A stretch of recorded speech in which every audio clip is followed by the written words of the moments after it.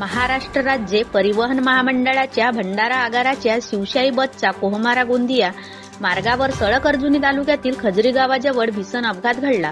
दुचाकीला ओव्हरटेक करण्याच्या नादात भरधाव वेगाने असणारी शिवशाही बस उलटली. झालेल्या भीषण अपघातात 11 प्रवासी मृत्यू झाले तर 29 प्रवासी जखमी झाले. मृतांमध्ये भंडारा तालुक्यातील पिपरी येथील व साकोली तालुक्यातील चांदोरी येथील दाम्पत्याच्या व कुंभली येथील एकाचा तसेच लाखनी तालुक्यातील राजेगाव मोरगाव येथील एकाचा समावेश झाला. या अपघातात शिवशाही बस मधील 6 महिला व 5 पुरुष अशा 11 प्रवाशांचा मृत्यू झाला.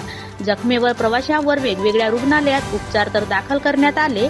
शिवशाही बस क्रमांक MHE M1273 ही बस काल दुपारी 12:30 वाजता उलटून घटना घडली. बसच्या अपघातात झालेल्या मृत्यू पावलेल्या वारसांना व जखमींना जास्तीत जास्त आर्थिक मदत करावी अशी मागणी वंचित बहुजन आघाडी भंडारा जिल्हा संघटक DG रंगारी, तालुका महिला अध्यक्ष शीतल नागदेवे, जगदीश रंगारी, शहर महिला अध्यक्ष मनीषा खोब्रागडे यांनी केलेली आहे.